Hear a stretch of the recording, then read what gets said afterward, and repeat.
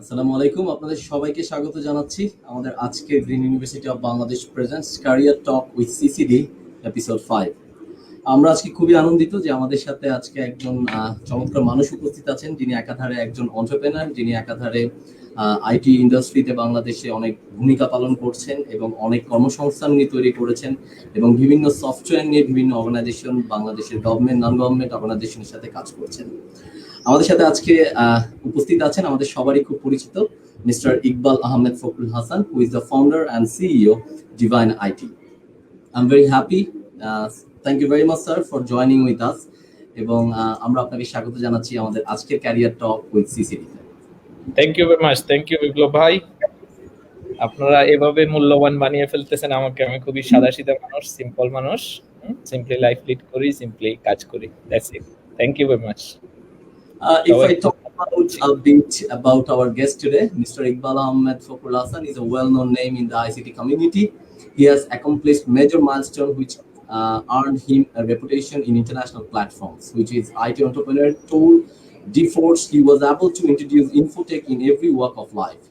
His most successful enterprise, Divan IT Limited, because of one of the largest software and IT service providers in the country.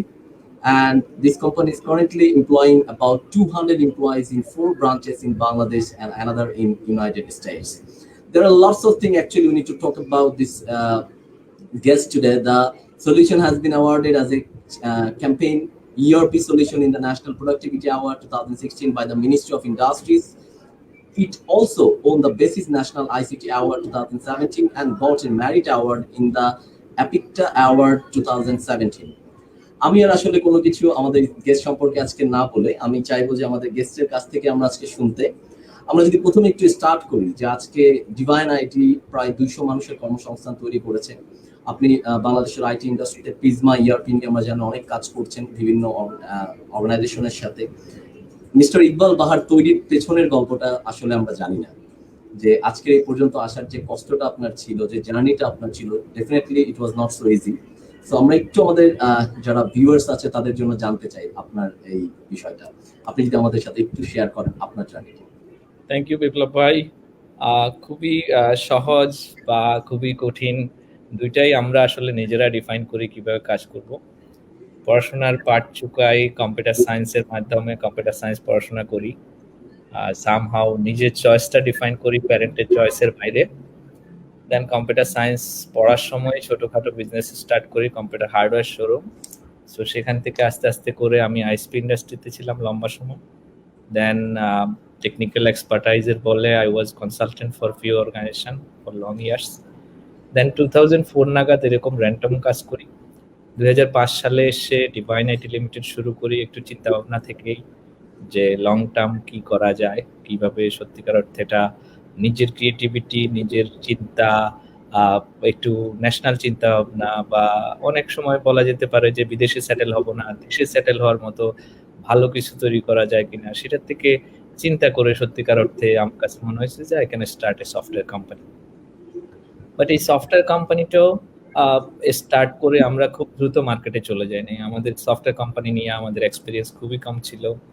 আমাদেরকে প্রচুর R&D করতে হয়েছে, আমাদেরকে চিন্তা করতে হয়েছে যে আমরা কি ধরনের প্রোডাক্ট বানাবো, কি ধরনের সার্ভিস নিয়ে বাজারে যাব, সেটা কতখানি ওয়ার্ল্ড ক্লাস হবে, আমরা সেই জিনিসগুলো যথেষ্ট চিন্তা করি। We took approximately 3 years to develop the framework. আমরা কমার্শিয়াল মার্কেটে যাইনি।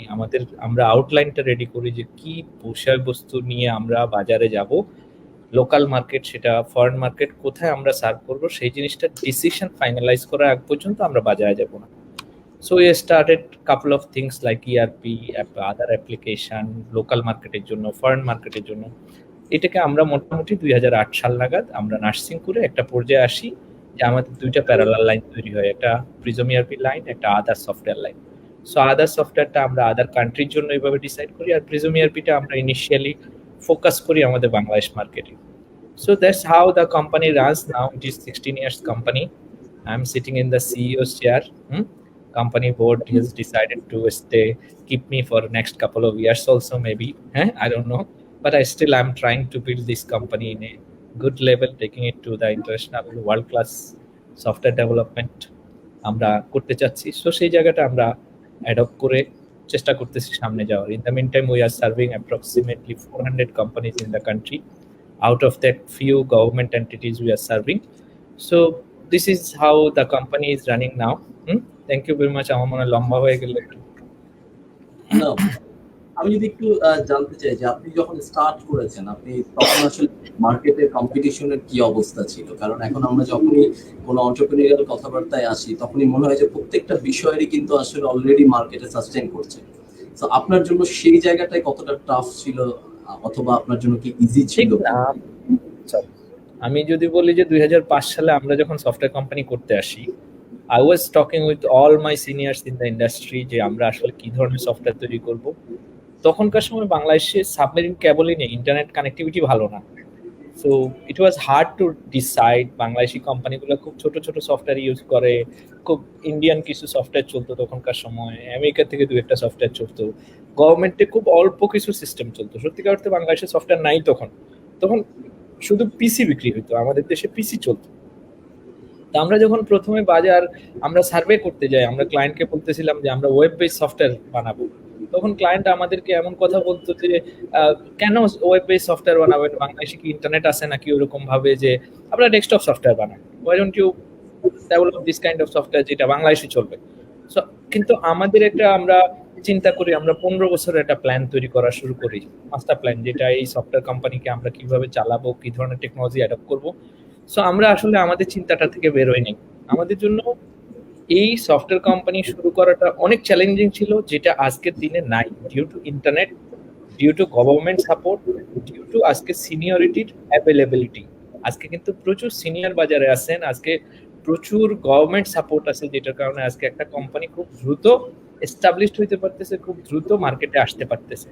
সো দ্যাটস অল আমি বলবো। আর একটা পয়েন্ট আমি বলতে চাই, যেটা হলো যে আমি বাবা মার বিরুদ্ধে বিজনেসে আসি, একদম স্টুডেন্ট লাইফে বাবা মার বিরুদ্ধে আসি। আমার মনে হয় আমরা যারা স্টুডেন্ট লাইফে পড়াশোনা করতে গিয়ে বাবা মার ধাক্কাটা একদম প্রথমে খাই অ্যাডমিশনের সময়, যে আমি কোন সাবজেক্ট পড়বো এটা বাবা মা ডিসাইড করে দিচ্ছে। সত্যিকার অর্থে ওনারা আমাদের ভালো চাইছে, কিন্তু আমাদেরও কিন্তু একটু নিজস্ব চয়েস থাকা উচিত যে আমি কোনটাতে ভালো করব, আমি কোন জিনিসটা নিলে যাব। আমার ফ্যামিলি ব্যাকগ্রাউন্ডে দেয়ার ওয়াজ নো বিজনেসম্যান, সো আমাকে আসলে বিজনেস কেউ রিকমেন্ড করেনি, বাট আমি একটু প্রেশার নিয়ে বিজনেসে চলে আসি। সামা that's it. Thank you Biplob ভাই। Thank you very much. Okay, so আমরা যদি বলি যে আপনার আইটিতে কেন ইন্টারেস্টটা আসলে গ্রো করেছে, আপনি যেটা বললেন যে ফ্যামিলি চাচ্ছিল যে আপনি বিজনেসে না আসেন, but why you have chosen IT industry for your business or your career? এতটা বুদ্ধিমান আমরা ছিলাম না যে কেন চাইবো কম্পিউটার সায়েন্স বা কেন চাইবো আইটি বিজনেস, এরকম ছিল না। আমাদের বাসা থেকে আমার মনে হয় সবার বাসায় একটাই ডিজায়ার থাকে, either medical science either engineering. তা আমার বাসায় ফোকাসটা ছিল মেডিকেল সায়েন্সের, আমি চুজ করি ইঞ্জিনিয়ারিং। এখন ইঞ্জিনিয়ারিং সাবজেক্ট যদি নিতে হয় তাহলে কোন সাবজেক্ট নিব যেটা ফিউচারে একটু বেটার থাকবে, যেটা আমার মনে হয় সব ছেলে মেয়েরাই চিন্তা করতে পারে। সো আমাদের সময় ইট ওয়াজ ভেরি লুক্রেটিভ যে computer science is a very new subject. I think বাংলাদেশে তখন 5-6 বছর হয়েছে বুয়েট আসছিল, তখন আসছে এরকম। সো আমরা একদম তখন লেটেস্ট বলা যায় যে এই সাবজেক্টটা খুবই important. So I have chosen the subject. আর যদি সফটওয়্যার বিজনেসের কথা বলি, আমি আইটি ইন্ডাস্ট্রিতে হার্ডওয়্যার, আইসপি, টেলিকম, আমি প্রত্যেকটা এরিয়াতে কাজ করি। ইভেন আমি সিমুলেশন এরিয়াতে কাজ করি। সো আমি প্রত্যেকটা এরিয়াতে যখন কাজ করি আমার নিজের চয়েস ডিফাইন করতে একটু ইজি হয়েছে যে আমি কি করব নিজে।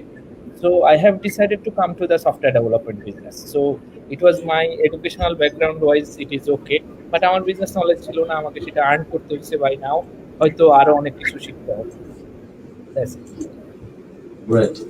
আমার মানে চমৎকার কিছু কথা আমরা শুনলাম আপনার থেকে। আমরা এবার একটু যদি আলোচনায় ঢুকি, প্রথমে যেহেতু আপনি আমরা বিজনেস নিয়ে শুরু করেছি, আমাদের এখন বর্তমানে যেটা হয় আপনি জানেন যে অনেক স্টুডেন্ট আছে যারা স্টুডেন্ট লাইফ থেকেই তারা চায় যে আমি একটু এন্টারপ্রেনার হই, আমি একটা বিজনেস স্টার্ট করি, কিন্তু এক্সাক্ট গাইডলাইন্স গুলোর কিন্তু আসলে আমাদের অনেক অভাব আছে। আমরা হয়তো জানি না যে কোন বিজনেসটা আমি ইনভেস্টমেন্টে যাব, বা আমি কতটুকু পরিমাণ ইনভেস্টমেন্ট নিয়ে নামবো, কি পরিসরে শুরু করব, ফিনান্সিয়াল বিষয়গুলো এখানে থাকে, ব্যাকগ্রাউন্ড স্টাডিটা করা হচ্ছে না।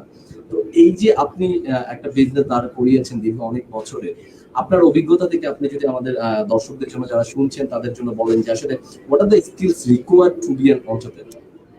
আমার মনে হয় একদম আমি যেটা করছি এটা বলছিল। আমি স্টুডেন্ট লাইফে একদম ফার্স্ট ইয়ারের শেষের দিকে I have started a computer shop. এটা আসলে আমার প্রচন্ড রকম ভুল হয়েছে। তো আমি তখন আসলে এন্টারপ্রেনার হওয়ার জন্য কোনো যোগ্যতাই ছিল না, আমার কাছে কোনো নলেজ ছিল না। আমার সত্যিকার অর্থে কাপল অফ ইয়ার্স জব করা দরকার ছিল, যেটা ফার্দার গিয়ে আমি জবও করছি এটা শেখার জন্য। অ্যাডমিনিস্ট্রেটিভ, লিগাল, ফাইন্যান্স বা কোম্পানি ম্যানেজমেন্ট কিভাবে চলে, অপারেশন কিভাবে চলে, এই জিনিসগুলো শেখার জন্য আমি সত্যিকার অর্থে জবে গেছি। এই জায়গাগুলো আপনার নিজের কোম্পানিতে যদি শিখতে হয় তাহলে আপনাকে অবশ্যই আপনার মেন্টর লাগবে বা অ্যাডভাইজার লাগবে। আপনি যদি একটা এন্টারপ্রেনারশিপ, একটা ছোট্ট কোম্পানি তৈরি করতে চান, স্টার্ট আপ কোম্পানি, তাইলে অফকোর্স আপনার ফ্যামিলি বা ফ্রেন্ড সার্কেল অথবা সিনিয়র বড় ভাইদের থেকে অ্যাটলিস্ট ফ্রি অ্যাডভাইজারি নেওয়ার মতো ব্যবস্থা আপনার কাছে থাকতে হবে, যে আপনাকে হেল্প করবে লিগাল ফরমেশনে, হ্যাঁ, কোম্পানি ডেভেলপমেন্টে, মার্কেটিং এ, যদি আপনি মার্কেটিং হন তাহলে টেকনোলজিতে, ভাইস ভার্সা। আপনাকে অনেকগুলো পয়েন্টে আপনাকে হেল্প করার মতো আপনার সিনিয়র ফ্রেন্ড, ফ্যামিলি মেম্বার, যে কেউ আপনার অ্যাডভাইজারি বোর্ডে থাকতে হবে। আমি কোনোভাবে বলবো না এন্টারপ্রেনারশিপ আমি হুট করে আমার একটা আইডিয়াকে, আমি মার্কেটিং এর লোক, আমার আইডিয়া তৈরি হয়েছে আমি এটাকে নিয়ে চলে আসবো, বা টেকনোলজির লোক আমি আইডিয়া নিয়ে হুট করে চলে আসবো, এই জিনিসটা খুব সাস্টেইন করে না। আরো একটা খুব বড় প্রবলেম যেটা আমাদের দেশে, আমরা 2-3 জন ফ্রেন্ড স্টুডেন্ট লাইফে একসঙ্গে শুরু করি, এই ফ্রেন্ডশিপ গুলো খুবই ভালো ফ্রেন্ডশিপ, কিন্তু বিজনেস করার জন্য এটা কোনোভাবে ভালো পার্টনারশিপ না। খুব কম কোম্পানি স্টুডেন্ট লাইফ থেকে পার্টনারশিপ হয়ে আপ টু একদম 10-15 বছরের কোম্পানি হয়েছে, খুব রেকর্ড নাই। পরবর্তীতে এটা ট্রানজিট করে এবং এই সমস্যাগুলা ঝগড়া বিবাদের পর্যায়ে যায়, যেটা আমাদের ক্ষেত্রে হয়েছে। আমাদেরকে রিজলভ করতে হয়েছে, যেটা প্রচন্ড রকম চ্যালেঞ্জ আমাদেরকে নিতে হয় এটা রিজলভ করতে। হ্যাঁ, so it was not easy. একটা ব্যাপার বলবো, বিজনেস ইমোশনালি করা যায় না। এন্টারপ্রেনারশিপ আমরা সবাই ইমোশনালি নেই, কিন্তু যদি এন্টারপ্রেনারশিপ একটা পর্যায়ে এটা একটা বিজনেস আকারে কনভার্ট তো হবেই, সেই পর্যায়ে এটা আর কোনোভাবে ইমোশনাল জিনিস না। আমরা যেভাবে চিন্তা করি যে আমার একদম ব্লাডেড এফোর্টটা দিব, এটা অনেক সময় একটু ডিসঅ্যাপয়েন্টিং হয়ে যাবে। আমাকে চিন্তা করতে হবে যে এটাকে বিজনেস ওয়াইজ কিভাবে এফোর্টটা দেওয়া যায়। That's it. আমি বলবো যে একটু কি, আমি আমার দিক থেকে আমি এগুলাকে সলভ করে টাইম টু টাইম আমার প্রচুর লার্নিং নিতে হয়েছে। আমি একটু ইন্টারেস্টিং বলবো, আহ, আমার ব্যক্তিগত আর্নিং যখন পার মান্থ 15,000 টাকা, তখন আমার কনসালটেন্ট আমার থেকে 20,000 টাকা পায়। সো আচ্ছা, আমাকে ওই লেভেলের একজন মানুষকে আমার ঘাড়ের উপর রাখা লাগছে, যে আমাকে বিপদে পড়লে হেল্প করবে। আমাদের সময়টা ওইটা প্রচন্ড রকম আনঅ্যাভেলেবেল ছিল। বাট যদি এখনকার সময় বলি, এখনকার সময় যারা স্টুডেন্ট বা যারা স্টুডেন্টশিপ থেকে শেষ করে এন্টারপ্রেনারশিপে আসতে চাচ্ছে, connect with the community, connect with the government entities, connect with the seniors, connect with the family members, আপনারা সাপোর্ট পাবেন। একদম একা বিনা প্ল্যানে বিনা ডকুমেন্টে একটা জিনিস শুরু করার আমি প্রয়োজনীয়তা মনে করি না, এটা ফেল করবে। বিপ্লব ভাই। ওকে, তাহলে আমরা তিনটা জিনিস যদি বলি, একটা হচ্ছে মেন্টরশিপের কথা আপনি বললেন, একটা হচ্ছে অ্যাডভাইজারি, এবং হচ্ছে আরেকটা হচ্ছে কানেক্টিভিটি। যে তিনটা বিষয় আসলে মাথায় রেখে এন্টারপ্রেনারশিপে আসা উচিত। আপনারা জানেন যে আসলে বাংলাদেশে একটা সবচেয়ে বড় যেটা সমস্যা হয়, যে অনেকের হয়তো আইডিয়া আছে কিন্তু ফিনান্সিয়াল সাপোর্টটা কিন্তু স্টুডেন্ট লেভেলে থাকে না, বা একটা ফ্রেশ গ্রাজুয়েটের থাকে না।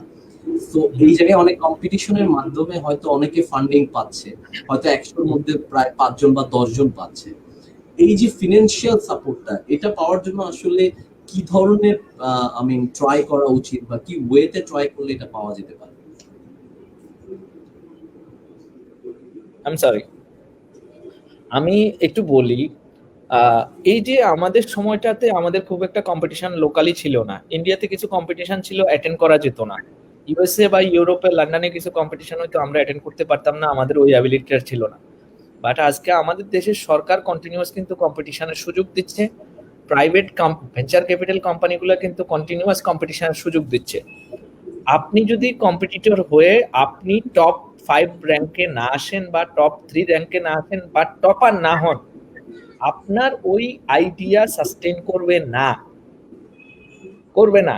তার মানে আপনি ওখানে কিন্তু আপনাকে চিন্তাকে শার্প করতে হবে, আপনি পরের বছর আবার অ্যাপ্লাই করতে হবে, আনটিল আনলেস আপনি যে আইডিয়ার মধ্যে ইনভেস্টমেন্টটা করতে যাচ্ছেন সেটা লস হবে।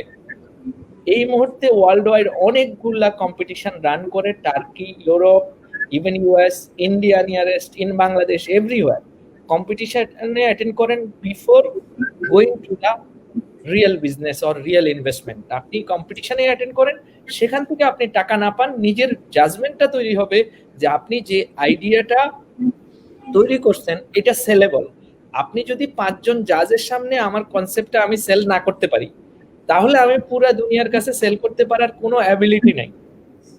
আরেকটা জিনিস, কোয়ালিটি বা একটা ভালো আইডিয়া, সেটা যদি ভালো হয় তাইলে একদম পচা যে মানুষটা বা যে লোকটা নলেজ রাখে না ওই পয়েন্টে, সেও এটা বোঝার চেষ্টা করবে যে এটা একটু হলেও ভালো।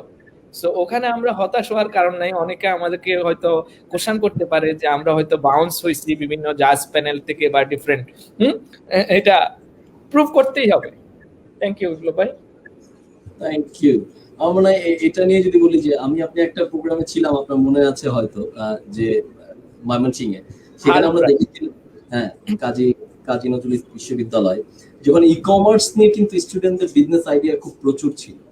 সো আপনি ই কমার্স সাইটের অনেকের সাথে কাজ করছেন, আপনি জানেন যে এখানে এখন যে সিচুয়েশন হচ্ছে বা যেভাবে আসলে স্টার্ট আপ হচ্ছে ই কমার্স বিজনেসে, এইটাতে আসলে স্টুডেন্টদের ক্যারিয়ার বা তারা যদি চায় আসলে যেতে, সেখানে আসলে কতটুকু আছে তাদের? আপনি যদি সারা দুনিয়াতে দেখেন, একটা কান্ট্রিতে খুব কম কান্ট্রি আছে যেখানে 5টার বেশি ই কমার্স কোম্পানি, খুব 5টার বেশি। জেনারিক ই কমার্স কোম্পানি কোনো কান্ট্রিতে, আমাদের দেশেও 5টার বেশি সাস্টেইন করবে না। হয়তো শর্ট টার্ম আমি কিছু এফ কমার্স এম কমার্স কিছু জিনিস আমি চালাইতে পারি, এখানে 5টা বড় কোম্পানি এস্টাবলিশ হবে, বাকি কিছু এস্টাবলিশ হবে না। বাট অ্যাগেইন, আপনি যদি বলেন আপনার ক্রিয়েটিভিটি থাকবে, সেই ক্ষেত্রে কিন্তু আপনি ইন্স্যুরেন্স বিক্রি করে অনলাইনে, সেখান থেকে আপনি একটা বড় কোম্পানি এস্টাবলিশ করতে পারবেন। এখানে ইনোভেশনটা কাজ করে যে আমি ই কমার্স একটা বিশাল জিনিস, the whole supply chain, whole retail এখানে একসঙ্গে চলে আসতেছে।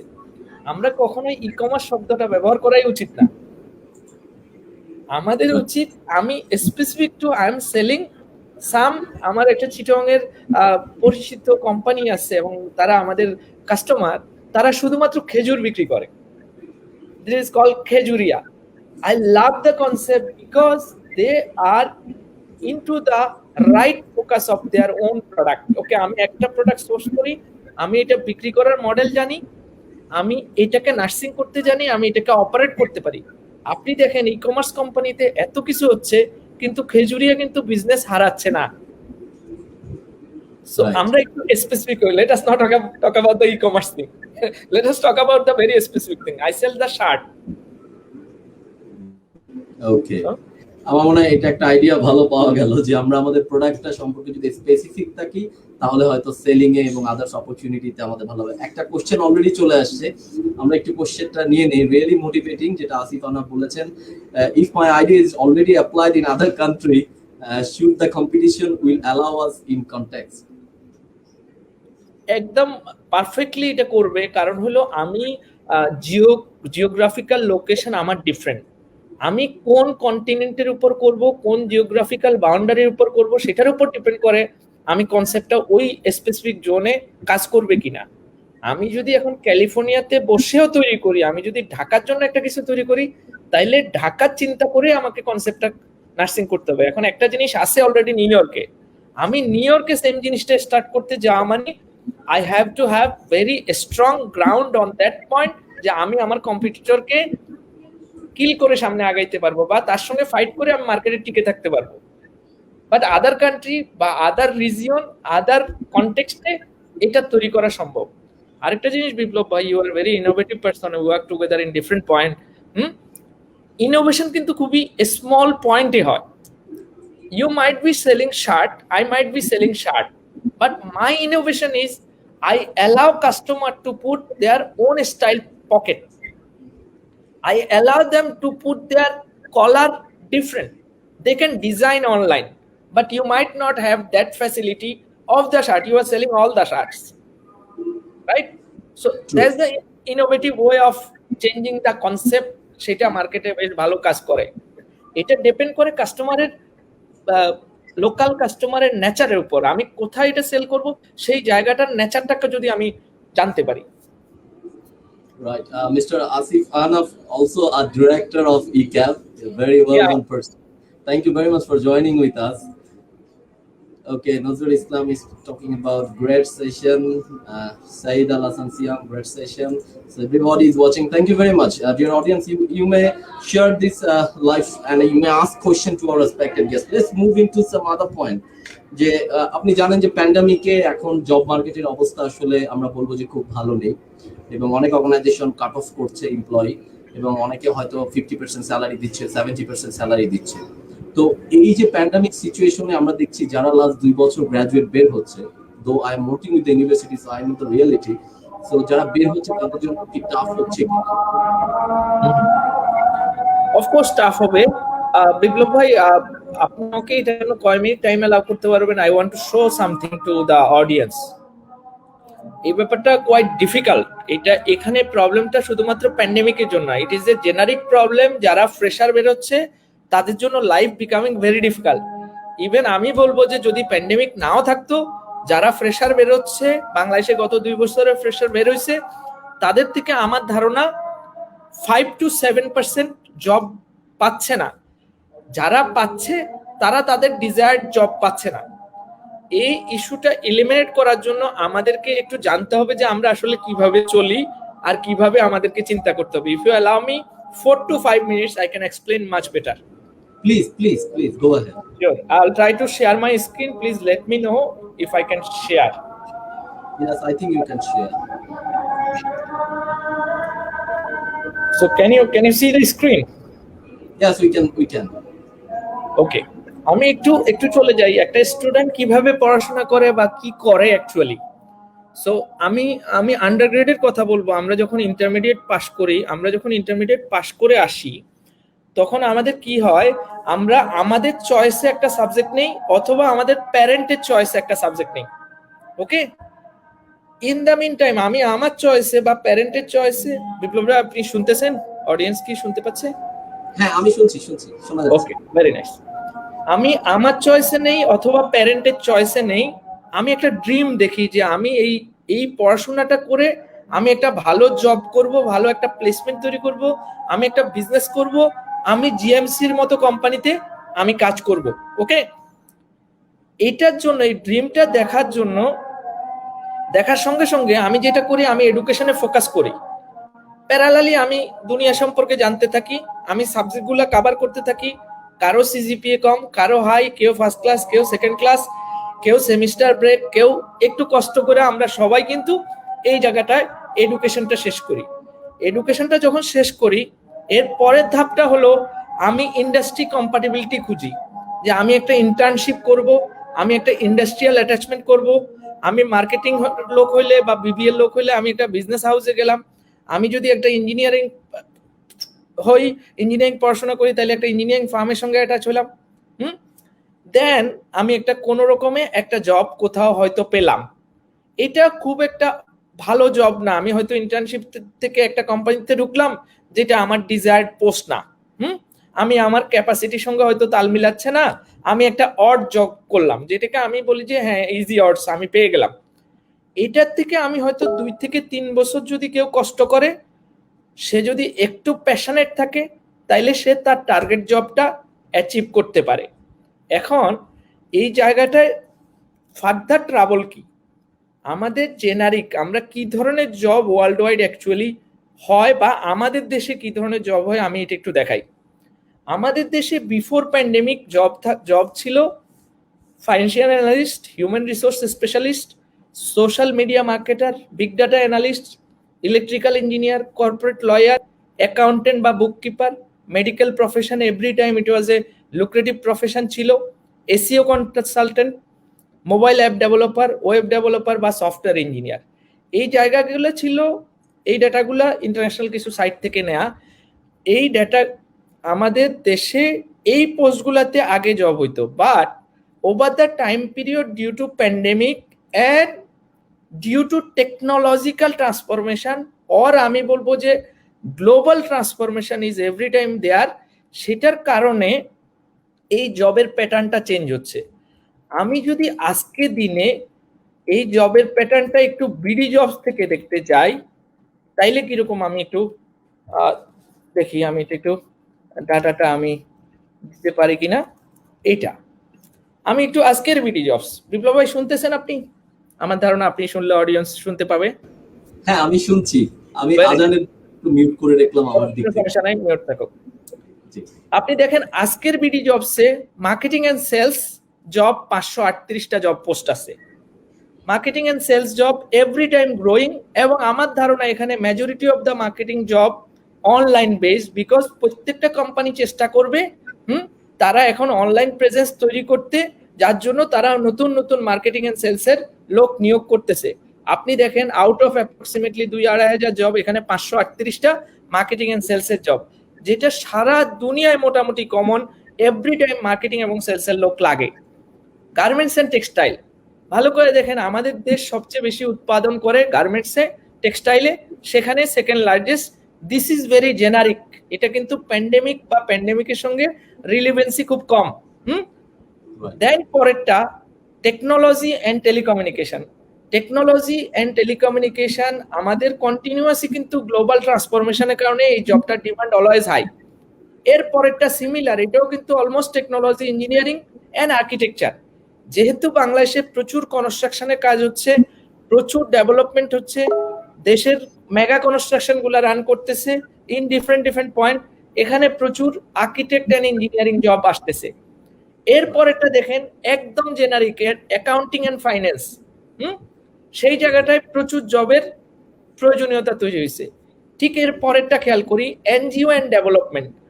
ডিউ টু আমার মনে হয় আমাদের সাউথ সাইডে আমরা যখন এই ডিফারেন্ট ডিফারেন্ট থার্ড পার্টি, আমরা এখন আমাদের কি বলে, আমরা মিয়ানমার থেকে যারা এখানে আসছে তাদেরকে অ্যাটেন্ড করা, এবং দেশের বিভিন্ন অঞ্চলে different different kind of NGO development চলার কারণে আপনি দেখেন সেই জবটা কিন্তু, হ্যাঁ, যারা এই কোভিড নিয়ে কাজ করতেছে সেখানে কিন্তু কোয়ান্টিটি বাড়ছে।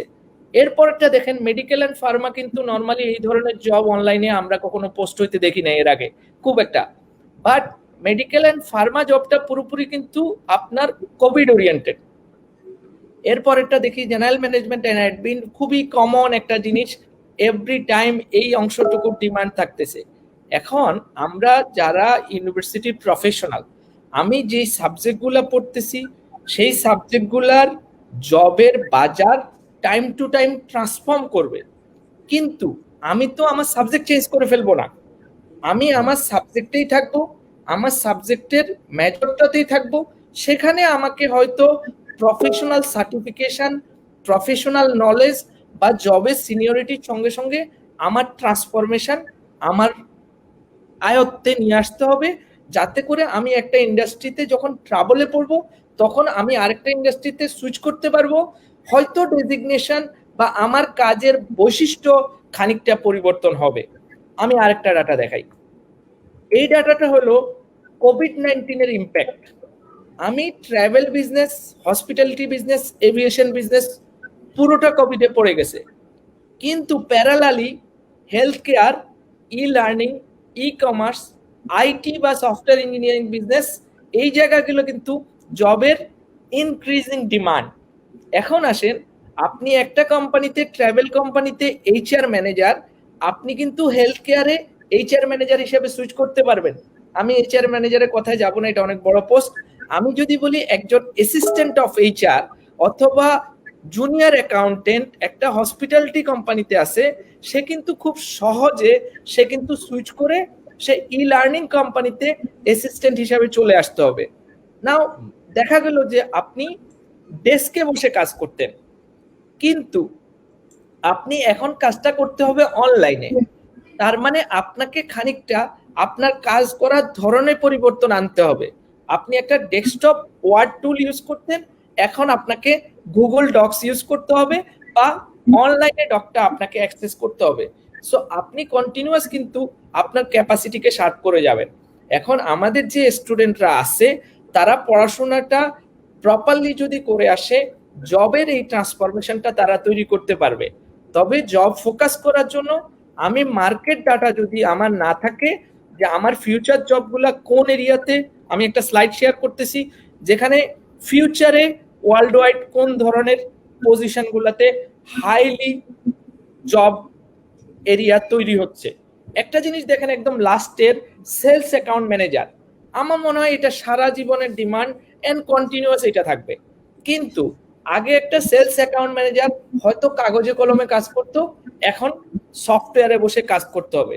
তাইলে আমি যে আমার বিবিএ, এমবিএ অথবা কম্পিউটার সায়েন্স ডিগ্রিটা নিলাম, সেখানে কি আমার হ্যান্ডস অন এক্সপিরিয়েন্স একটা সেলস ম্যানেজমেন্ট সফটওয়্যারে আছে অর নাই? আমার মনে হয় বিপ্লব ভাই, এটা আপনাদেরকেও চিন্তা করতে হবে, একটা ইউনিভার্সিটিকে বা একটা সেন্টারকে চিন্তা করতে হবে যে আমি একটা প্রফেশনালকে কি ধরনের নলেজ দিলে সে অ্যাকচুয়ালি ট্রান্সফর্ম করে যাবে। আমি আরেকটা স্লাইড দেখাই শেষ করব। গ্লোবালি আপনারা দেখেন এখানে একটা ব্লু বার আর একটা ব্ল্যাক বার। আমি যদি প্যান্ডেমিকের আগের স্টেট ব্লু বার এবং প্যান্ডেমিক না অ্যাকচুয়ালি আফটার কোভিডে বা ইন বিটুইন এখন যে কোভিড রানিং, ভালো করে খেয়াল করে দেখেন এখানে গ্লোবালি পুরাটাই 5 days অনলাইনে চলে যেতে চাচ্ছে আপ টু 60%। কিন্তু 40% একদম প্রথম ব্ল্যাক বারটা 34% দেখেন তারা কিন্তু অ্যাকচুয়ালি অনলাইনে যেতে পারবে না, তারা অনসাইটে থাকতে হবে। হয়তো কনস্ট্রাকশনের কাজ, হয়তো লজিস্টিকের কাজ, হয়তো ডিফারেন্ট টাইপ অফ কাজ, এরা বাসা থেকে কাজ করতে পারবে না। তার মানে একটা ডাটা তৈরি হয়েছে ইউএস থেকে, সেটা হলো অ্যাপ্রক্সিমেটলি 40% অন সাইট জব, আর বাকি 60% বা 44% হলো পিওর অনলাইন, আর বাকি মাঝখানে যে অল্প কিছু অংশ 23-24% এই অংশটুকু মিক্স মডেলে কাজ করা যাবে। সো আমাদের যারা এখনকার প্রফেশনাল, আমাদের প্রফেশনালরা কি জানে যে আমি আমার ডেজিগনেশনটাকে কিভাবে অনলাইনে কাজটার আউটপুট আমি কোম্পানিকে দিতে পারবো? দ্য মোস্ট চ্যালেঞ্জিং, অনলাইনে আমরা যখন কাজ করি, আমরা সত্যিকার অর্থে আমরা কিন্তু আমাদের প্রফেশনালরা, ইভেন যারা এক্সিস্টিং প্রফেশনাল, তারাও কিন্তু ভালো রিপোর্ট করতে পারে না। তাইলে একটা নতুন প্রফেশনাল সে তার কোম্পানিকে কিভাবে দেখাবে যে সে যে কাজটা করতেছে সেটা সে প্রপারলি করেছে এবং কোম্পানিকে জানাইতে পারছে? সো বিপ্লব ভাই, আমার মনে হয় খানিকটা আমি একটা চিন্তা দিতে পারলাম। খুব সহজ সমাধান নাই, আমাদেরকে চিন্তা করতে হবে আমরা কি পড়বো, কিভাবে নিজেদেরকে বিল্ড করব। এখনো যদি আমরা বলি যে আমি এমএস এক্সেল কেন শিখবো, আমি গুগল শিট কেন শিখবো, আমি একটা সফটওয়্যার কেন শিখবো, হাজারো অ্যাকাউন্টিং ডিপার্টমেন্টের ছেলে মেয়েরা বেরোচ্ছে, তারা একটা অ্যাকাউন্টিং সফটওয়্যার জানে না। একটা লোক বের হয়ে বলতেছে যে আমি এত ভালো স্টুডেন্ট ছিলাম, I want to be the manager. আপনি কোন ইআরপি সফটওয়্যার জানেন? I never heard of the ERP. What is ERP? তাইলে আসলে কিভাবে জবটা ফার্দার কন্টিনিউ করা যাবে? Thank you very much. Thank you very much. আমার মনে হয় যে আপনি একেবারে চমৎকার কয়েকটা স্লাইডের মাধ্যমে বুঝিয়ে দিয়েছেন যে আসলে অপরচুনিটি আছে, but we have the problem the right thing আমরা রাইট ভাবে আসলে নিতে পারছি কিনা। এবং আমরা বিলিভ করি যে every disaster create more opportunities for the people. So আমার মনে হয় সেটাই আমরা এখন পার করছি। And wonderful presentation, thank you very much for informative slides. আমি যদি এবার একটু আসি আপনার কাছে, যে আসলে আমরা বলছি যে এখন আমরা যেমন আমাদের গ্রিন ইউনিভার্সিটি থেকে আমরা সিসিডি থেকে আমরা স্টুডেন্টদেরকে একটা কোর্স করাই, that's call professional life skill development, যেটা মেইন মডিউলটাই হচ্ছে যে সফট স্কিল গুলো ডেভেলপ করা। তার একটা ইন্টারভিউ প্রিপারেশন সে কিভাবে নিবে, সে একটা নিজেকে প্রেজেন্টেবল কিভাবে তৈরি করবে, কমিউনিকেশন, সিভি তৈরি করা, প্রফেশনাল এথিক্স বলি আমরা, সেই বিষয়গুলো শেখানো। এই যে সফট স্কিলের জায়গায় স্টুডেন্টরা কিন্তু অনেক জায়গায় ঘাটতি থেকে যাচ্ছে। দেখা যাচ্ছে তার কমিউনিকেশন পারছে না। আমরা মনে করি ইঞ্জিনিয়ারিং স্টুডেন্ট, আমি কমিউনিকেশন কি প্রয়োজন আছে, অথচ ইঞ্জিনিয়ারিং স্টুডেন্ট বিজনেসে গেলে তাকে কিন্তু কমিউনিকেশন করতে হচ্ছে, আপনি যেটা একটু আগে বলছিলেন। তো এই যে সফট স্কিলের জায়গাগুলোতে আপনার কাছে কি মনে হচ্ছে বা আপনার সাজেশন কি থাকবে যে কি কি সফট স্কিল আসলে স্টুডেন্টদের ডেভেলপ করা উচিত এবং কোন সময় থেকে এবং কিভাবে? আমি একটু যদি বলি যে আমরা যারা পড়াশোনা পাশ করে বের হবেন বা হব, আমরা যে কোনো একটা কোম্পানিতে গিয়ে ধরে নিতে হবে যে যেটা যেই ধরনের কোম্পানি হোক, আমি একটা ডিপার্টমেন্টে কাজ করব। এখন একটা ডিপার্টমেন্টে হোক এইচআর, হোক অ্যাকাউন্টস, হোক সফটওয়্যার ইঞ্জিনিয়ারিং, হোক প্রোডাকশন, হোক সার্ভিস, হোক logistic, whatever the department, আমার ডিপার্টমেন্টার planning, operation, management and other কাজ আমাকে যে কোনো একটা চুজ করতে হবে। আজকের দুনিয়াতে এই কাজগুলা কোনোভাবেই কোনো সফটওয়্যার ছাড়া হয় না। তাহলে আমি একটা ডিপার্টমেন্টে জব করার জন্য আমাকে এখানকার সফটওয়্যারগুলো সম্পর্কে আমাকে জানতে হবে। আমি এইচআর ডিপার্টমেন্টে যাব, দুনিয়া জোড়া বেস্ট কয়টা এইচআর সফটওয়্যার আছে।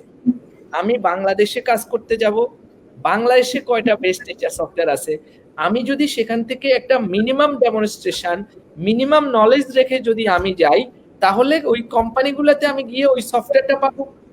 একদম বেসিক স্কিলের মধ্যে এইটা।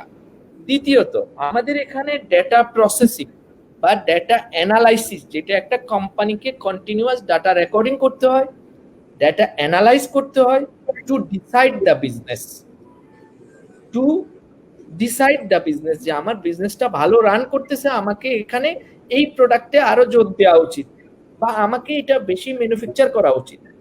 এই যে কাজগুলোর সঙ্গে একটা প্রফেশনালকে ট্যাগ করব, এই ট্যাগগুলা করার জন্য তাদের যে বেসিক জিনিসগুলা জানা দরকার, data processing, either by the sheet, either by the world popular like Tableau আপনি সফটওয়্যার ইউজ করলেন, মেবি আপনি পাওয়ার বিআই ইউজ করলেন সেখানে, অথবা আপনি আরেকটা যে কোনো একটা ওপেন সোর্স সফটওয়্যার ইউজ করলেন আপনি ডেটা প্রসেসিং এর জন্য। লেটস ফরগেট এভরিথিং, আমরা শিটে থাকি, গুগল শিট অথবা এক্সেলে থাকি, এইটা তো আমরা খুব সস্তা বা কম পয়সায় আমরা ইউজ করতে পারি। সেখানে আমি ডেটা প্রসেসিংটা কি আমি শিখতে পারি। একটা আন্ডার গ্রেড বা একটা মাস্টার্স করা ছেলেকে যদি বলি যে তুমি আমার জন্য এই ডেটাগুলা প্রসেস করে 3টা গ্রাফ বানিয়ে নিয়ে আসো, এরপরে আমাকেই বলে দিতে হচ্ছে গ্রাফের এক্স ওয়াই কোনটা হবে, কোন স্টাইলের গ্রাফ হবে, কি ধরনের জিনিস আমি, তাইলে তো ওই প্রফেশনালটা থেকে অ্যাকচুয়ালি কোম্পানি কিছু পাচ্ছে না।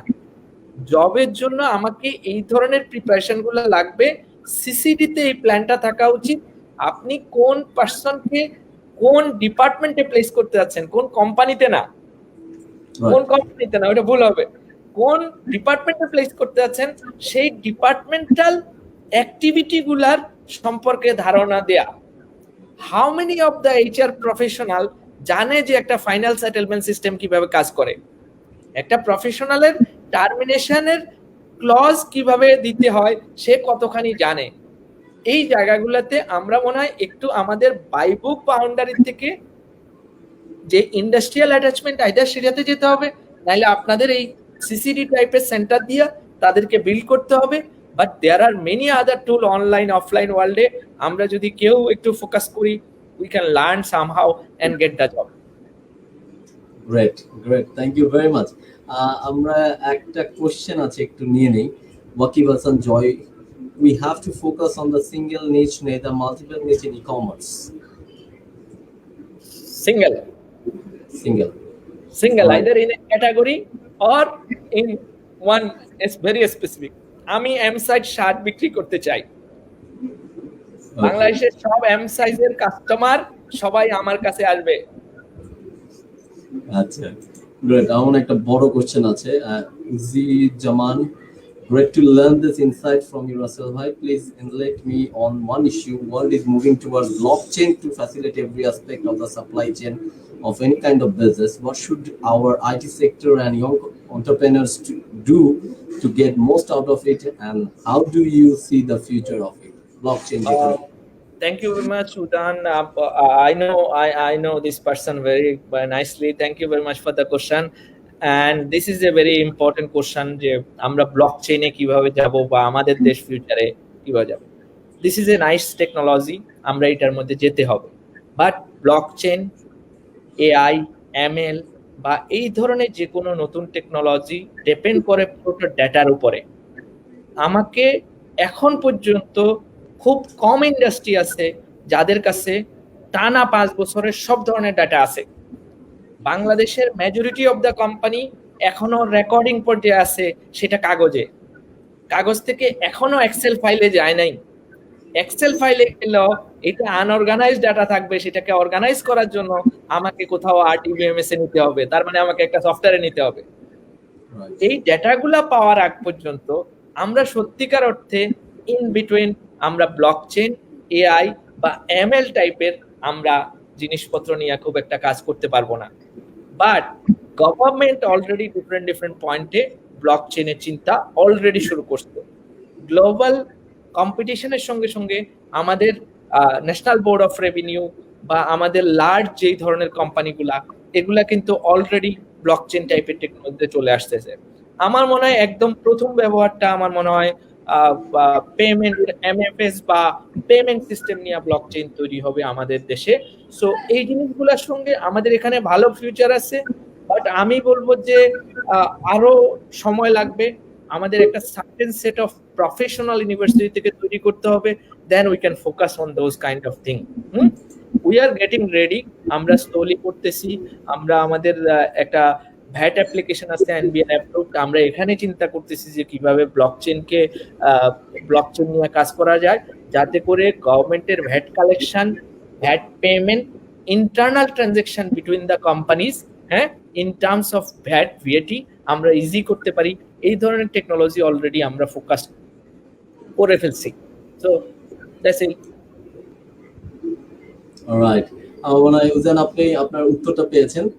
Thank you very much. আমরা যদি এবারে একটু আসি যে আপনার যে কথাগুলো আপনি সাজেশন গুলো দিলেন সেগুলো তো আমরা বুঝলাম যে সফট স্কিল গুলো ডেভেলপ করার জায়গায় এন্টারপ্রেনার হতে গেলে কি করতে হবে। ডিভাইন আইটি সম্পর্কে আমার মনে হয় আমরা সবাই একটু জানতে চাই যে ডিভাইন আইটি আসলে কি কাজ করে থাকে বেসিক্যালি, এবং ডিভাইন আইটি কি ধরনের হিউম্যান রিসোর্স ডেভেলপমেন্টে আপনারা কি ধরনের আসলে ভূমিকা পালন করছেন, বা আপনাদের আসলে প্ল্যানিং কিছু আছে কিনা for the betterment of the youth. 2005 সালের company Divine IT pure software company হিসেবে বাজারে আসে। আমরা 10 বছর পিওর সফটওয়্যার কোম্পানি ছিলাম, আপ টু 2014 সাল পর্যন্ত। এরপর we declared as an IT company, IT solution provider. আমাদের primary area of business is enterprise resource planning software. আমরা 2007 সাল থেকে একটা ইআরপি সিস্টেম তৈরি করি। আমার মনে হয় বলা যায় বাংলাদেশের largest ERP now is prism ERP. এই প্রিজম ইআরপি এই মুহূর্তে আমাদের দেশীয় গ্রুপ অফ কোম্পানি, ছোট থেকে বড় কোম্পানি, অ্যাপ্রক্সিমেটলি 60 টাইপস অফ ইন্ডাস্ট্রিতে আমাদের সার্ভ করে যাচ্ছে। তার মধ্যে আমি যদি গভর্নমেন্ট এরিয়াতে বলি, গভর্নমেন্টের Titas gas, Bangladesh land port authority, and আমরা আমাদের যদি প্রাইভেট সেক্টরে বলি, আমি উত্তরা গ্রুপের নাম বলতে পারবো, রেইস অনলাইনের নাম বলতে পারবো, ডিজিকনের নাম বলতে পারবো, দেয়ার আর গ্লোবাল ব্র্যান্ডের নাম বলতে পারবো। There are many companies using the Prism ERP. এবং আমাদের আরো কিছু কম্পোনেন্ট আছে, যেমন আমরা security implementation company. We are providing the security services in terms of physical security implementation in Chittagong port. So আমরা কাজ করে যাচ্ছি। আমাদের ভিশন হলো আমরা 2025-এর মধ্যে আমাদের প্রিজম ইআরপি আমরা গ্লোবাল মার্কেটে লঞ্চ করার plan. So still it is operating the main market in Bangladesh, but 2025-এর মধ্যে আমরা গ্লোবাল মার্কেটে প্রিজম ইআরপি কে আশা করতেছি আমরা এক নজর দেখাইতে পারবো। So that's the vision. যদি আপনার সেকেন্ড কোশ্চেনে আনসার দেই, সেটা হলো যে we have the software engineering department, multiple types of software engineering department. We have the Java wing, we have the Python wing, we have the e-commerce wing, web and e-commerce wing, and এটা mostly integration wing আমাদের। We have the mobile wing, we have the system and business analysis wing, we have the system deployment wing, we have the customer service wing, we have the business development wing, we have the brand and graphics design and content wing. আমরা regular basis আমরা recruit করি। আমি আপনাকে একটা idea দেই, last September থেকে আমাদের কোম্পানিতে আমরা এখন পর্যন্ত 38 জনকে রিক্রুট করি। তার মধ্যে আমাদের মাত্র 2 জন প্রফেশনাল ডিফারেন্ট রিজনে আমাদেরকে ছেড়ে দিতে হয়। আমরা গত 1 বছরে নতুন 36 জন প্রফেশনাল রিক্রুট করি।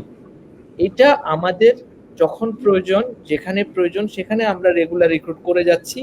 আমাদের টেম্পোরারি স্টাফ খুবই কম, আমরা বেশিরভাগ পার্মানেন্ট স্টাফ রিক্রুট করি। ডিভাইন আইটির থার্ড একটা পয়েন্ট আপনাদেরকে বলি, আমার এখানে ছোট্ট একটা ইউনিট আছে, অ্যাপ্রক্সিমেটলি 15 থেকে 20 জনের মতো ক্যাপাসিটি। আমি ইন্টার্নশিপ করাই, বাট আমার ইন্টার্নশিপের জন্য একটা বেসিক অ্যাসেসমেন্ট হয়। ইন্টার্নশিপের পরে আমার একদম রেগুলার ইন্টারভিউতে অ্যাটেন্ড করে যারা পাস করে তাদেরকে আমরা কোম্পানিতে রিক্রুট করি। সো এই পদ্ধতিটা আমাদের রেগুলার আছে। ইফ আপনার centre for capacity development or career development, whatever you say, আপনার এই ডিপার্টমেন্ট যদি আমাদের সঙ্গে কোনো পয়েন্টে কাজ করতে চায়, I'll be very happy to attend you and the university. I'll be thankful that at least I can get some more professional, quality professional. বিপ্লব ভাই, আমি একটা পয়েন্ট খুব ডিসঅ্যাপয়েন্টিং আমরা বলবো, আমি জানি না এটা আমরা কবে রিকভার করতে পারবো। আমাদের কোম্পানি থেকে এখন পর্যন্ত অ্যাপ্রক্সিমেটলি 300-র উপরে প্রফেশনাল শুধুমাত্র আমেরিকাতে সেটেল হয়, যারা আমাদের এখানে 5 থেকে 6 বছর বা 10 বছর কাজ করে তারপর চলে যায়। আমরা এই সমস্যাটার সমাধান আমরা কান্ট্রি ওয়াইড এখনো করতে পারতেছি না। It is not my part of food. এটা আসলে আমাদেরকে ওভারঅল কান্ট্রি কনটেক্সট, গভর্নমেন্ট এবং ওভারঅল পরিবেশ নিয়ে আমাদেরকে চিন্তা করতে হবে। ভালো করে খেয়াল করে দেখেন, আমাদের দেশে ইআরপি কোম্পানি মাত্র 5 থেকে 7টা, এবং আমরা আমাদের প্রফেশনালি কিন্তু আমাদের কান্ট্রিতে আরেক কোম্পানিতে যেতে পারে না। তাইলে আলটিমেট তারা এই জায়গাগুলোতে ভালো বাজার তৈরি হয় নাই আমি বলবো। But by the blessing of the government attention in last 10 years, আমি বলবো যে there are many hitech parks are being build in the country, there are many technology companies, high-tech parks are being built, and there are many other types of business are being generated over there. আমরা খুব soon আমাদের এই internal transformation আমরা তৈরি করতে পারবো, প্রফেশনালরা switch করতে পারবে if they are getting disappointed, ও তারা যদি চায় আমরা অ্যাটলিস্ট বিদেশে পাঠিয়ে দিতে হবে না। সো ওই জায়গাটা আমাদের কিন্তু এখন একটা ট্রাবল, বাট সেখানেও আমরা কোথাও না কোথাও একসাথে কাজ করতে পারি। সো বিপ্লব ভাই, thank you. Thank you very much. আমরা অবশ্যই Green University will be happy to work with your reputed organization and for the internship and job placement of our students. And definitely, I'll be communicating with you regarding this. We got another question from Mr. Aich, who said how university can engage students to work with the company for real-time project where delivery time and qualities are major factor. Things are not really easy. The thing can come if university become the partner of those kind of project. আমার মনে হয় project গুলা এই ধরনের হবে না, আমার মনে হয় প্রজেক্ট গুলা হওয়া উচিত গভর্নমেন্টের R&D প্রজেক্ট। আমরা there are many kinds of project যেগুলো আমরা বাইরের দেশ থেকে এখন অ্যাকোয়ার করতে হয়। গভর্নমেন্ট সেই ধরনের প্রজেক্টগুলোকে একটা ইউনিভার্সিটি এবং একটা কর্পোরেটকে যদি একসঙ্গে, একটা এন্টারপ্রাইজকে একসঙ্গে কানেক্ট করে দেয় এবং সেটাকে যদি R&D করতে বলা হয়, তখন আমরা ইউনিভার্সিটির প্রফেশনালদেরকে আমরা রিয়েল ওয়ার্ল্ড প্রজেক্টে এনগেজ করতে পারবো। না হলে সত্যিকার অর্থে আমরা একটা ক্রিটিক্যাল ডেলিভারি পয়েন্টে we really cannot attend the professional বা student from the university or college. আমার শেষ একটা কোশ্চেন আপনার কাছে, যেটা হচ্ছে যে আমরা জানি যে এখন আপনি যে চমৎকার একটা প্রেজেন্টেশন দিয়েছেন যেখানে অবশ্যই বর্ণনা হয়েছে, কিন্তু তারপরে দেখা যায় যে এখন ডিপ্রেশন কিন্তু অনেক বেশি পরিমাণে স্টুডেন্টদের মধ্যে ভর করেছে। তার মধ্যে প্রথম যেটা হচ্ছে যে স্টুডেন্ট আপনার কিন্তু চাকরি না পাওয়া বা ফ্যামিলি একটা প্রেশার, এই যে বিভিন্ন কিছুতে মেন্টাল যে একটা প্রবলেম ক্রিয়েট হচ্ছে। তো পজিটিভ থাকাটা অনেক সময় দেখা যাচ্ছে টাফ হচ্ছে, যে কারণে সুইসাইড অ্যাটেম্প কিন্তু বাড়ছে। যদি দেখেন যে প্যান্ডামিক যথেষ্ট পরিমাণ সুইসাইডের মাত্রাও কিন্তু ছিল। তো সেই জায়গাটায় আপনার সাজেশন কি থাকবে যে how we can actually be positive in this pandemic situation? চলেন লেট আস টেক একটু ভিন্নভাবে এটাকে একটু প্লেস করি। একজন মানুষ আজকে ঘরে বসে আছে, তার কাছে চাকরি নেই, তাকে 1 কোটি টাকা আমরা সবাই মিলে অ্যারেঞ্জ করে দিয়ে দিব। এই টাকাটা উনি 1 বছরের মধ্যে খরচ করে ফেললো। এরপরে ওনার কাছে কষ্ট করে কাজ করে মেধা আর্ন করা ছাড়া আর কোনো রাস্তা কি আছে জীবন চালানোর? নাই। এখন আমরা যখন ঘরে বসে আছি, আমরা টেনশনটা করতেছি, আমাদের কষ্ট হচ্ছে, কিন্তু আমি কি আমার স্কিল, আমার মেধাটা কি শার্প করে নিচ্ছি যে এখান থেকে বের হইলে আমি একটা ভালো জব পাবো? সত্যিকার অর্থে আমরা ওই চিন্তাটা করা উচিত না। আমাদেরকে সবাইকে কষ্ট করতে হবে। আমাদের প্রত্যেকে যার যার জায়গায় যদি গোলে আমরা পৌঁছাইতে চাই, আমি যদি আমার টার্গেট পজিশন অ্যাচিভ করতে চাই, তাহলে আমাকে কষ্ট করতে হবে। But I will request, life is really beautiful. আমরা যে কোনো পদ্ধতিতে যে কোনো সময় ভালো থাকতে পারি। আমি লাস্ট ইয়ারে যখন প্যান্ডেমিক শুরু হয়, আমার কোম্পানি যে কাজগুলো 15 বছরে করতে পারে নাই, আমি সেটা 13 দিনে লিস্ট ডাউন করে ফেলি। সেই লিস্ট ডাউনের পরে আমি সেটাকে নিয়ে কাজ করি অ্যাপ্রক্সিমেটলি 6 মান্থস। কোম্পানি যেই টিম মেম্বারগুলো ফ্রি ছিল, যাদের কমার্শিয়াল কাজে ডেলিভারি লোড কম ছিল, আমি তাদেরকে এনগেজ করে ফেলি যেই কাজগুলো 15 বছর ধরে করি নাই সেগুলাকে ঠিক করার জন্য। খুঁজে বের করেন ভাই লাইফে কোন কাজটা করতে পারেন নাই এতদিনে, সেই কাজগুলো এখন করে ফেলেন, যাতে করে এন্ড পাশাপাশি একটু স্কিল নেন, একটু পড়াশোনা করেন, মুভি দেখতে পারেন নাই, যেই মুভিগুলা দেখতে পারেন নাই সেটা দেখে ফেলেন। যেই কাজগুলা ডিজায়ার ফুলফিল করতে পারেন নাই যতখানি অনলাইনে থেকে সম্ভব। হ্যাঁ, আমরা হয়তো আমাদের দেশে ফুড ক্রাইসিস কিছু পয়েন্টে থাকতে পারে, আমার পরিবারের আর্নিং ক্যাপাসিটি হয়তো একজন বা দুইজন খাওয়ার জন্য, কিন্তু আমার সেখানে আরো 5 জন খাবে। অলমাইটি আমাদেরকে একটা পরিস্থিতির মধ্যে ফেলছে। আমরা we have to believe in Almighty. আমি 3টা জিনিসে বিলিভ করি। বিপ্লব ভাই, আপনি এটা বারবার শুনছেন। হ্যাঁ, বাপমার দোয়া, believe in almighty and the continuous hard work. We do not have any other choice in life. লাইফকে সুইসাইড বা ডিস্ট্রাকশন তৈরি করে লাইফের কোনো মিনিং নাই। তাইলে লাইফের মিনিংটা আমরা তৈরি করি। এন্ড লাইফ ইজ সামটাইমস যখন এরকম হবে তখন টু লং হয়ে যাবে। এটাকে হেসে খেলে সুন্দর করে চালাই। Thank you very much. আমার মনে হয় I tried. No, I think we got a good explanation. এবং আমি এবার একটু চটপট কয়েকটা বিষয় একটু আপনার থেকে জানতে চাবো। কিছু বিষয় আপনার পার্সোনাল রিলেটেড, কিছু বিষয় ক্যারিয়ার রিলেটেড। আপনার প্রিয় ব্যক্তিত্ব কে? খুব কঠিন বলা। হ্যাঁ, আমার বাবা ছিলেন আমার খুব প্রিয় ব্যক্তি। ডিসক্লোজ করি।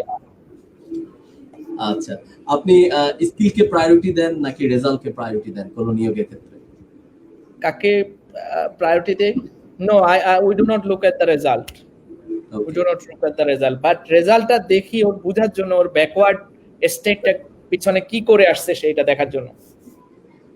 আপনি কি টিম ওয়ার্ককে পছন্দ করেন নাকি অ্যালোন, যে ব্যক্তি একা চলে থাকে? Team. Otherwise I singly can earn a lot of money. Sometimes divinity alone, divinity পুরোটা দিয়ে 1 মাসে যে টাকা আর্ন করে না আমি একা সেটা কামাইতে পারতাম, বাট আমি টিম ওয়ার্ক করার জন্য ডিভাইনিটি তৈরি করছি, তাহলে আমি একাই কাজ করতাম।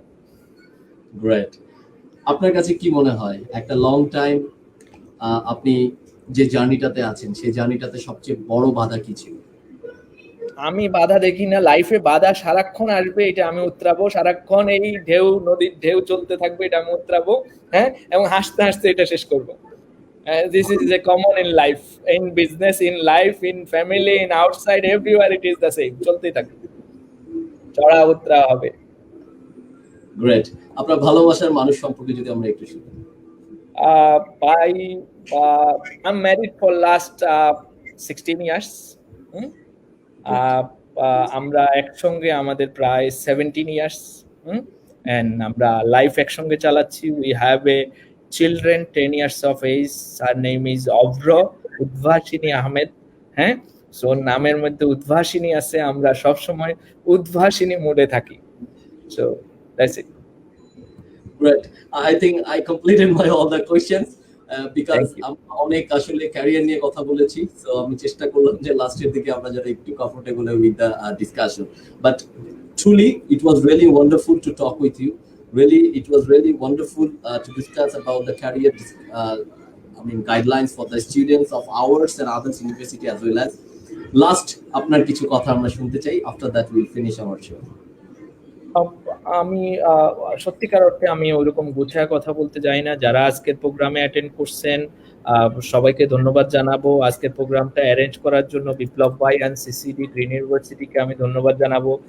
আমাকে ইম্পর্টেন্স দেওয়ার জন্য, যে আমি এই কথাগুলো বলার চেষ্টা করতে পারবো কতখানি ভালো বা খারাপ সেটা আসলে কিভাবে ডিফাইন করছেন জানি না, but I am very happy to attend this session.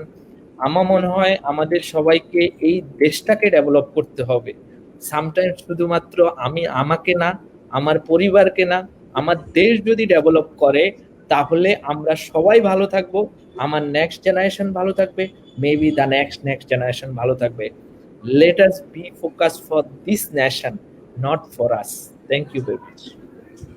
Thank you very much. আমার মনে হয় সবসময় এটা আপনার খুবই একটা নমনীয় একটা বিষয়। সবসময় আমি দেখেছি যে আপনি বলেন আপনি ভালো বক্তব্য দিতে পারেন না, বাট আমার মনে হয় অডিয়েন্স আজকে আপনার সাথে সম্পূর্ণ দ্বিমত পোষণ করবে, because you have described every point very smoothly, যেটা সবার জন্যই আন্ডারস্ট্যান্ডিং ছিল। So thank you very much for joining us. দর্শক, আপনারা যারা এতক্ষণ আমাদের সাথে ছিলেন আপনাদের সবাইকে অনেক অনেক ধন্যবাদ। Would like to give thanks to Green University of Bangladesh for giving me the opportunity to do this Facebook Live show career talk with CCT, especially our honorable Vice Chancellor and Pro-Vice Chancellor.